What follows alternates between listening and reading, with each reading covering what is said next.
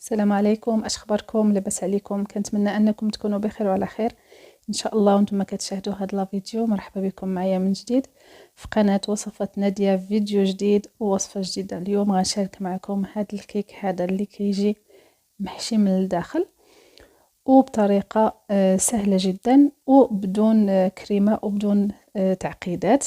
كنتمنى انكم تشاهدوا الفيديو للاخير، فرجه ممتعه.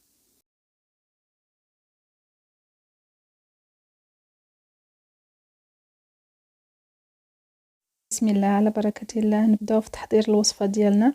اول حاجة غنبداو بها هي نوجدوا الكريمة اللي غنحتاجو فيها نص لتر ديال الحليب اولا 500 مل ديال الحليب اللي تيكون بارد بطبيعة الحال، وغنضيفوا عليه 2 معالق اللي يكونوا عامرين مزيان ديال بودرة الكريم باتيسير، اولا الا ما كانتش عندكم تقدروا تعوضوها بالنشا.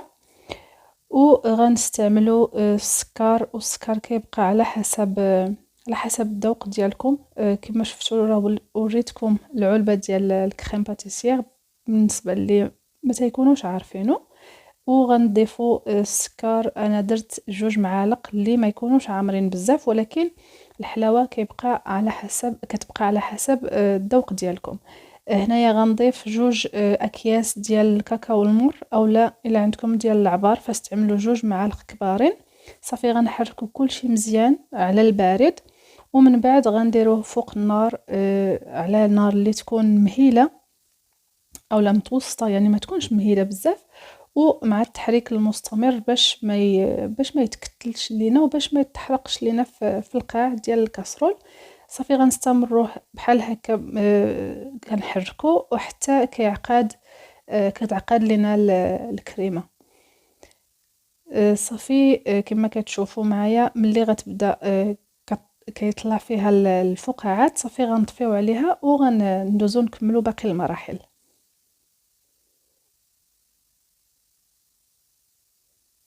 هنايا من بعد ما حيدناها من فوق العافيه غنضيف شويه ديال الشكلاط. بالنسبه للشكلاط اختياريه، تقدروا تضيفوها كيف ما انكم تقدروا تستغناو عليها الكميه اللي بغيتو نتوما، واي نوع ديال الشكلاط بغيتو. صافي هنايا غنديرها في ديروها في شي اناء اولا في شي طبسيل بحال هكا باش يعني غتبرد في اسرع وقت ممكن. غنغطيها على الوجه ديالها بسلوفان وغنخليوها في الثلاجه حتى نحتاجوها. هنايا بالنسبه للكيك غنحتاجو فيه 3 ديال البيضات بحراره المطبخ بطبيعه الحال. دائما في لي كيك في الحلويات خاص المكونات يكونوا بحراره الغرفه. غنزيد عليهم رشيشه ديال الملح ومعلقه صغيره ديال الفانيلا السائله، ولكن تقدروا ديروا اي نوع ديال الفانيلا، سكر بنكهه الفاني، اولا تقدروا انكم ديروا بشر البرتقال اولا بشر الليمون. هنايا غنطرب بالطراب حتى كتطلع لنا الرغوه، ومن بعد غنبداو نضيفوا في السكر وحنايا كنطربوا. بالنسبه للطراب الطراب الكهربائي تقدروا تعوضوه بالخلاط الكهربائي، ديروا فيه جميع المكونات، اولا تقدروا تستعملوا غير الطراب اليدوي، يعني ماشي ضروري انه يكون عندكم الطراب الكهربائي. هنايا غنبدا نضيف السكر شويه بشويه وانا كنطرب حتى كيطلع لينا الخليط. ملي غيتكاثف لينا الخليط من بعد غنبداو نضيفوه في الزيت. هنايا عندي كاس ديال الزيت اللي ما يكونش مملوء، يعني كاس الا ربع. بالنسبه للسكر انا استعملت كاس الا ربع، ولكن تقدروا ديروا كاس اللي يكون عامر. صافي بالنسبه للطراب نقصت يعني السرعه، نقصت ليه من السرعه، وكنضيف الزيت وانا كنطرب، وكذلك كاس ديال العصير ديال البرتقال اولا العصير ديال الليمون اللي يكون عامر. صافي ما نبالغوش في الخلط اولا ما نبالغوش في الخفق. صافي غنحيدوا الطراب الكهربائي وغنكملوا الدقيق بالطراب اليدوي. هنا درت كاس ديال الدقيق اللي يكون عامر، وبطبيعة الحال الدقيق خاصو يكون منخول. ومن بعد ضفت الكاس الثاني وانا كنخلط، ومن بعد غنضيف معلقه عامره ديال الدقيق. فالنوعيه ديال الدقيق كتختلف، فتقدروا تحتاجوا الملعقه ديال الدقيق اولا الجوج، اولا ما تحتاجوش كاع، تكتفيو بجوج ديال الكؤوس اللي يكونوا عامرين ديال الدقيق. فملي في الاخير غتشوفوا القوام اللي خاصو يكون. هنايا ضفت 2 اكياس ديال خميره الحلويات وزن 16 غرام في المجموع اولا 14 غرام.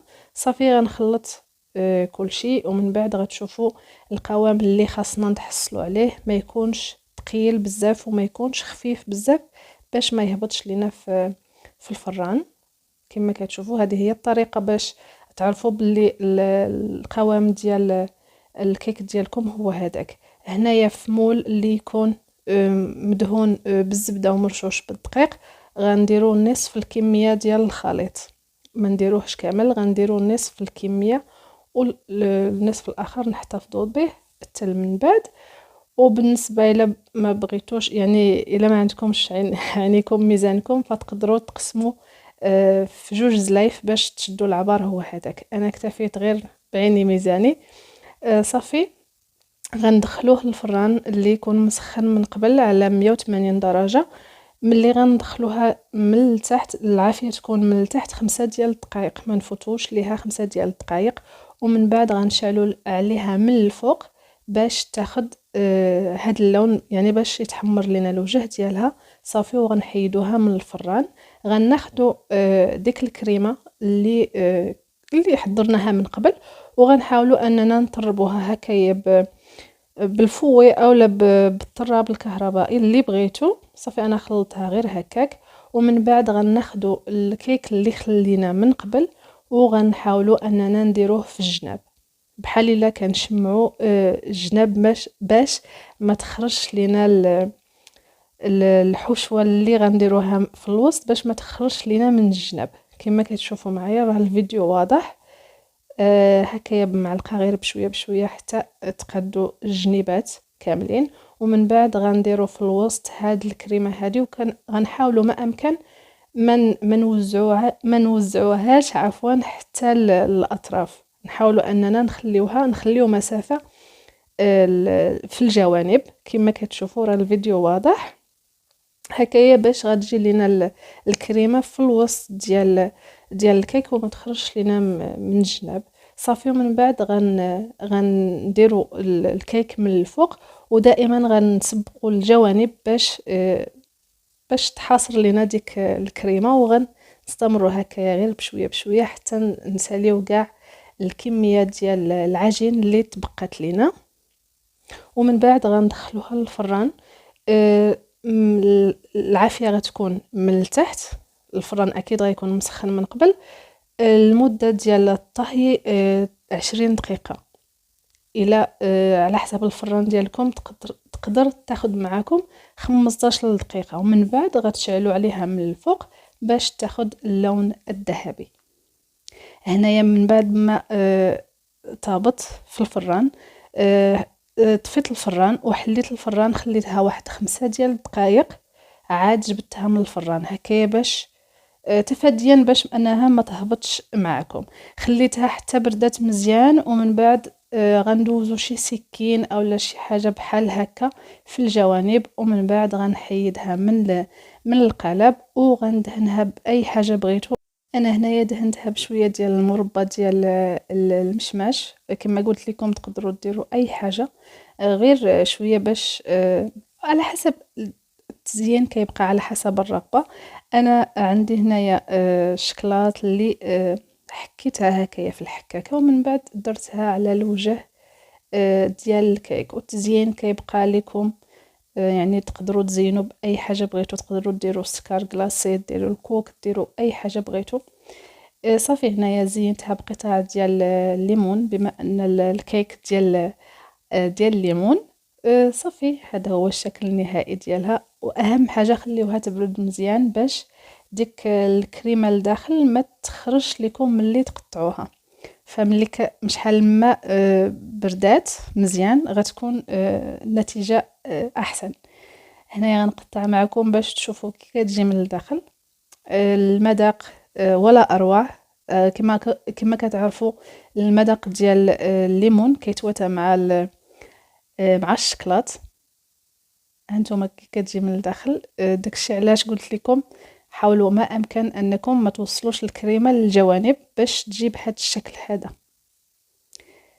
هانتوما كتشوفوا. كنتمنى ان الفيديو يكون نال اعجابكم والوصفه كذلك، وكنتمنى انكم تخليوا لي لايك الا بغيتوا طبعا، والى فيديو مقبل. السلام عليكم.